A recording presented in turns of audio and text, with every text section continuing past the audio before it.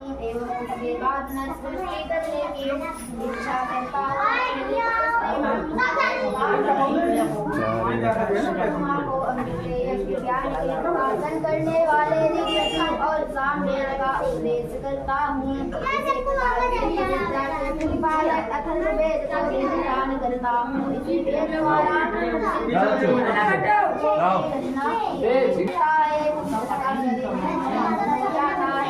जो सिर्फ श्री विश्वकर्मा भगवान कथा हो जाता है। श्री विश्वकर्मा भगवान की जय। अध्याय समाप्त।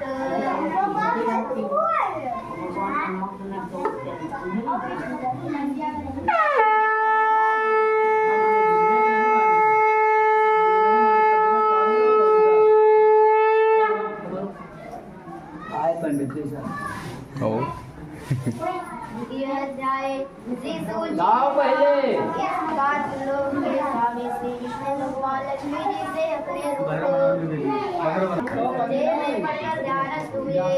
श्री विश्वकर्मा भगवान के ध्यान से उनके चित्र में श्री शास्त्र का भंडार अर्थ सहित अथर्ववेद का ज्ञान हुआ। इसी तत्वज्ञ मुनि अंगिरा ने अपनी बुद्धि से विमान आदि वस्तुओं का आविष्कार किया।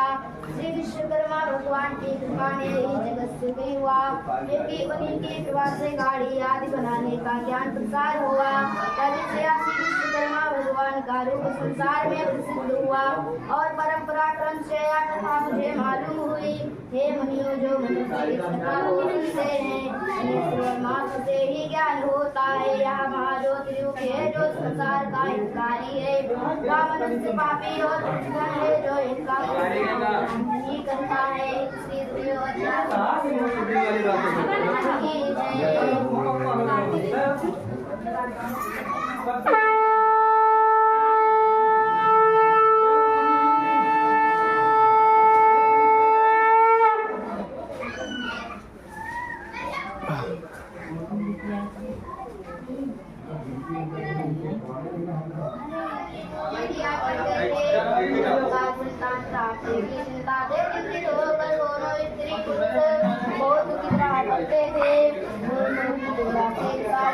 जाल में फंसे देखकर एक पड़ोसी ब्राह्मण ने कहा, हे रखवार, संतान के लिए उधर उधर क्यों भटकता फिरता है? मेरे समझ में तुम्हारे मालूम पड़ते हो।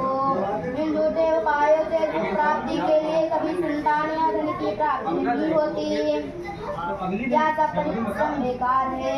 वे मनुष्य महामूर्ख है जो ऐसे जुटाए उपायों से अपने मनोरथ को पूर्ण करना चाहते हैं।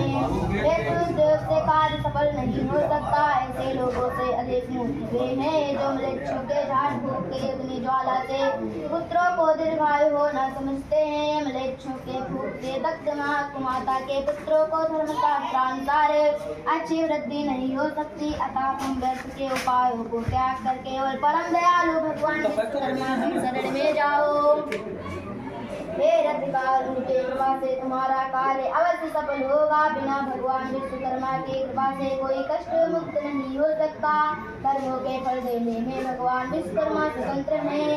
आगे पीछे करके सुख और दुख दिया करते हैं। यदि वह दूरावस्था तुम्हारे कुकर्मों का फल है तो भगवान विश्वकर्मा से उद्धार कर दूसरी योनि में अवश्य देगा, क्योंकि वह सर्वशक्तिमान है और अपने निष्कपटी भक्तों को अन्य योनि में देता है। इस कर्मों के फल सब दुख देता है। उसके साधक अनेक देने के लिए संतान या निर्धन बनाना साधन नहीं है। अतः सभी कर्मों को छोड़कर निवृत्त करो। भगवान विश्वकर्मा का पूजन करो, उनके महात्म्य को सुनो और यथाशक्ति परोपकार किया करो। महात्मा ब्राह्मण के मुख से ऐसा उपदेश सुनकर उपकार के आगे गए। परोपकारी ब्राह्मण के चरणों में प्रणाम कर भगवान विश्वकर्मा का ध्यान करता हुआ अपने घर हो गया। उस दिन से धर्मात्मा रथकार श्री विश्वकर्मा जी के चरण कमलों का ध्यान करने लगा और उसकी स्त्री भी झूठे उपायों को छोड़ भगवान के गुरु में भक्ति करने लगे। अमावस्या तिथि को विधि विधान से व्रत करने से रथकार अभिषेक धनवान हो गया। उस दिन से उसका कोई भी दिन बिना आमदनी का नहीं जाने लगा। उसका पूरे विद्वान संध्या वंदन करने वाला और माता पिता का परम भक्त हुआ। इस प्रकार दोनों स्त्री पुरुष धर्म का पालन करते हुए सुखपूर्वक जीवन व्यतीत करने लगे। जो मनुष्य भगवान विश्वकर्मा का पूजन कर ध्यान करता है वह जीवन पर्यंत पुत्र कलश के साथ सुखी रहता है। चतुर्थो अध्याय समाप्त। बोलो विश्वकर्मा भगवान की जय हो।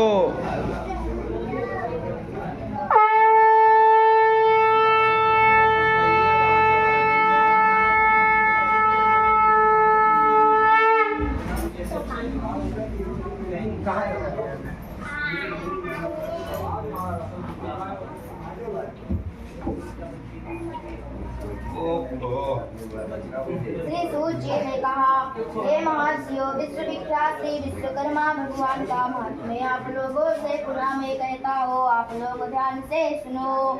उज्जैन नगरी में प्रतिष्ठित और उदार बुद्धि का एक धर्मात्मा सेठ रहता था। उसका खजाना कुबेर के भंडार सदृश माणिक्य से सदा भरा रहता था। उसके आसपास कोई भी ऐसा मनुष्य न था जो विवाह का एक मामला मुकदमा लड़ने या रोग संकट से मुक्ति के लिए उससे धन न लिया हो। परोपकार में धन खर्च हो जाने पर वह सेठ दरिद्र होकर पंख में फंसे हुए हाथी की तरह दुख पाने लगा।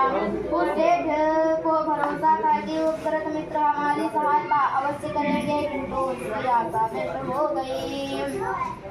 कोई भी कृतघ्न मित्र उसको सहायता पहुंचाने को तैयार नहीं हुए। धनहीन होते तो उसके शत्रु बन गए थे, उसकी निंदा करने लगे। उसके पहले के मित्र सेठ को देखते ही आंख बचाकर चल देते, क्योंकि स्वार्थी मित्र आपत्ति काल में साथ नहीं देते। ऐसे नीच प्रवृत्ति वाले मनुष्य के व्यवहार से सेठ को संसार में विरक्ति और घृणा हो गई। वह कृतघ्नों के मुख पर थूकते हुए अपने नगर को छोड़कर जंगल में चला गया।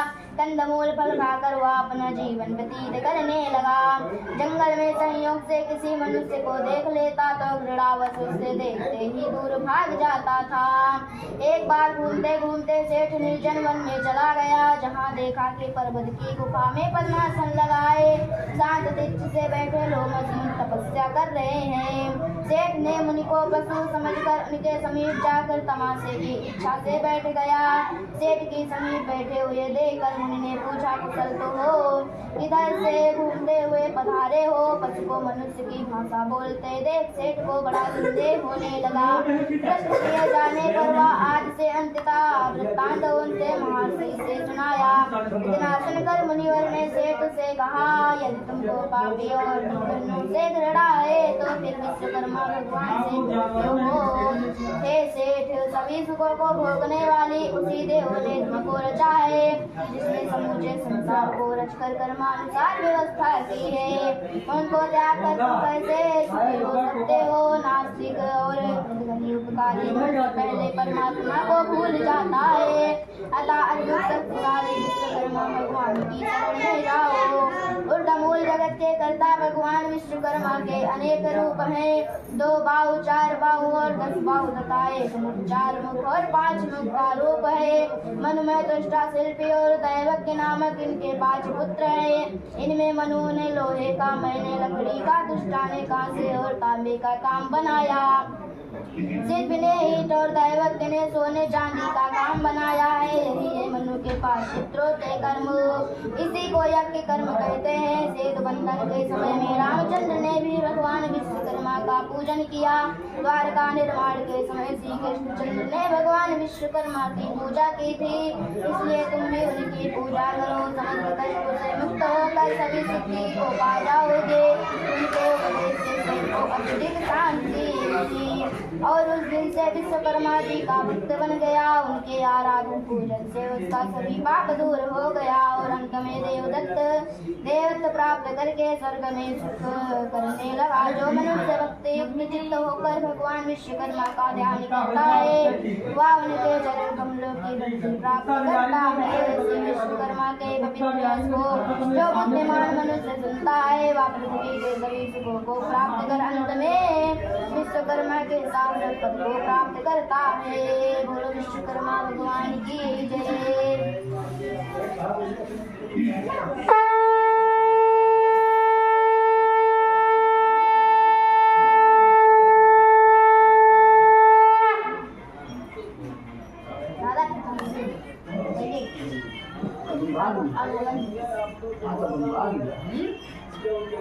संतोष जी पापा भाई चलो।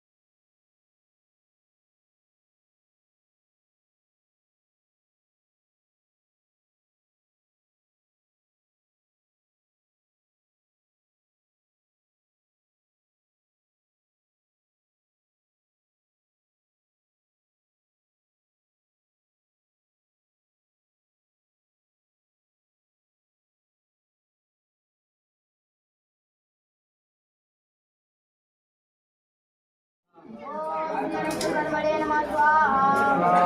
ओम श्री विश्वकर्मणे नमः स्वाहा। ओम श्री विश्वकर्मणे नमः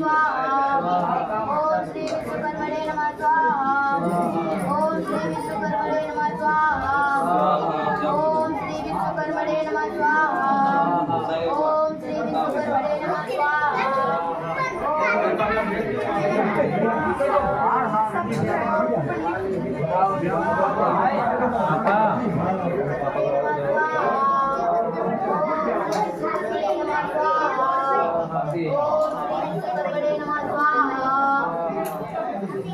यहाँ पे एक नारियल रहता होगा जो दो है बाबू टीका काट लाओ थोड़ा काटो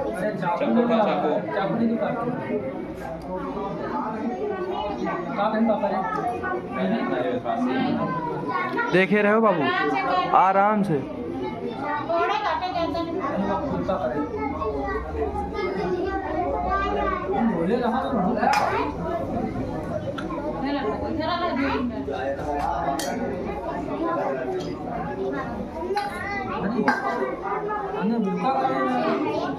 छोड़